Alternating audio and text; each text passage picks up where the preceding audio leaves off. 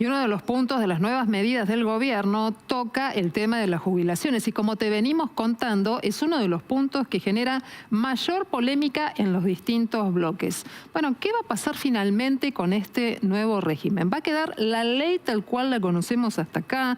¿Qué pasa con ese descalce que finalmente, si se aprueba, va a quedar entre la muy alta inflación de diciembre, enero y febrero y lo que finalmente vayan a cobrar los jubilados? Esta noche quiero saludar al doctor Adrián Frasino, que es especialista en el tema previsional, que además forma parte de una comisión especial en el Colegio de Abogados aquí en la Ciudad de Buenos Aires y que está siguiendo muy de cerca este tema. Doctor, muchas gracias por estar con nosotros esta noche aquí en Noticias a las 20:30.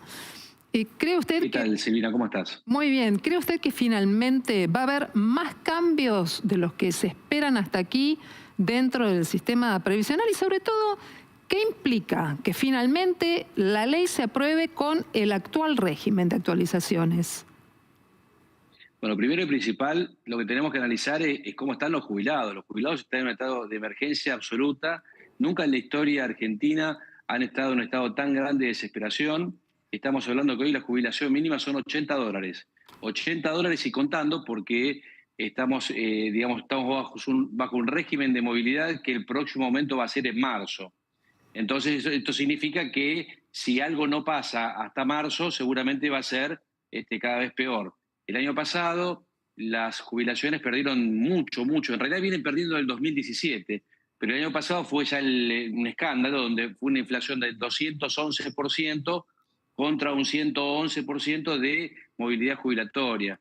Esto es muy malo porque estamos hablando de que la nueva ley de movilidad, como se está planteando, que sería por demás satisfactoria, porque obviamente el hecho de poder actualizarlo por la inflación es lo más justo porque no van a perder poder adquisitivo. Lo que pasa es que la pregunta siempre es la misma, ¿desde dónde arrancan? Claro. ¿Van a arrancar sobre el histórico $270 de mínimo o van a arrancar sobre una jubilación mínima de $70? Que en realidad el problema, siempre nosotros lo focalizamos en la jubilación mínima, pero hay 3 millones de personas que no cobran la mínima. Y esas personas perdieron desde el 2017, perdieron ya más de un 90%. Estamos peor que en el momento que fue el fallo Badaro. Estamos hablando de que Badaro dio 88,6%, que fue sobre el periodo del 2002-2006, donde tampoco había aumentos jubilatorios. O mejor dicho, no había aumentos jubilatorios. Hoy existe una ley de movilidad que fue tanto la del gobierno pasado como la del anterior. Desde octubre del 2017, que terminó la ley de movilidad 26417, Sí. es que los jubilados no paran de perder, pero no paran de perder. Entonces, ¿Un porcentaje del que podamos hablar, doctor, de esa pérdida en los ingresos? Bueno, la pérdida de ingresos fue del 90%, pero eso es para los que ya están jubilados. Lo que pasa es que lo que yo te puedo dar como primicia hoy y ahora, sobre un trabajo que hice el viernes para presentar las demandas a partir del 1 de febrero, fue ver cómo se estaban jubilando los nuevos jubilados, que eso es otra parte del ajuste que la gente no lo ve. Para poder jubilarte, a vos te computan las 120 últimas remuneraciones. En el caso del ejercicio que hice, fue una persona que estaba trabajando en actividad, o sea que fueron los 10 últimos años. Bueno, ese señor va a perder un 80% de su ingreso. O sea, se jubila con un 80% menos de lo que tenía que jubilarse. ¿Por qué? Porque las actualizaciones, como si uno se jubila, se hace un promedio de las 120 últimas remuneraciones, y para hacer un promedio, lo que tenés que hacer es actualizar cada una de esas 120 remuneraciones, sumarla y dividido 120. La actualización que se hace es horrorosa. Entonces, hay una diferencia con la inflación espantosa. Entonces, estamos diciendo que va a haber una gran reducción en cuanto a la masa jubilatoria, porque con la movilidad han, perdido muchísimo, y los nuevos jubilados también.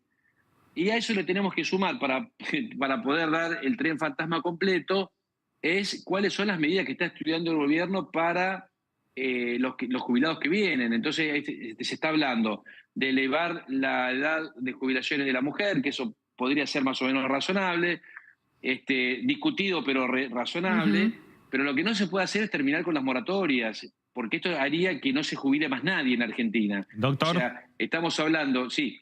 Entonces, con el empalme a partir de abril de la nueva fórmula, que va a seguir la inflación mensual, ¿no es cierto? Si ese empalme se hace en abril, los jubilados van a salir perdiendo porque se quedan sin la actualización del primer trimestre de este año, que va a ser muy elevada, ¿verdad? O sea, el empalme es crucial y salen perdiendo los jubilados. Es que, perdóname que te diga, pero el empalme es nada al lado de lo que están perdiendo. Porque vos en realidad lo que haces es, le das el aumento por ley de movilidad en marzo, y en abril le empezás a aumentar todos los meses. Pero ¿cuál es la trampa acá? Si vos dejabas seguir corriendo esta ley de movilidad, que hasta ahora fue muy mala, si baja la inflación, los jubilados empiezan a recuperar cada trimestre con pérdidas, pero después se empiezan a recuperar y probablemente en un año y medio recuperen su haber jubilatorio. Es lo que prevén las consultoras económicas, que a partir del segundo semestre de este año empieza a bajar la inflación. Exactamente, en función de esto recuperarían el haber jubilatorio con esta configuración. Entonces, es realmente preocupante que la base de cálculo sea esta base que sea la de marzo, porque esa va a agarrar, los jubilados lo va a agarrar con una jubilación de $70. Entonces, $70 y en la proporción todos los que cobran más de la mínima. Entonces ya le despulverizan la jubilación y después sí la van a ajustar como corresponde. Pero obviamente primero te saqué y después soy justo, pero con lo que te saqué no te lo devuelvo, ¿no? Claro, salvo que se implemente algún tipo de bonificación o se abra la discusión en el recinto. Ahora, ¿no sería momento propicio para discutir una ley que defina un índice de actualización que sea racional, ¿no? ¿Cuál sería la salida y cuál debería ser ese índice para que las jubilaciones no sigan perdiendo de la manera en la que lo hacen hoy?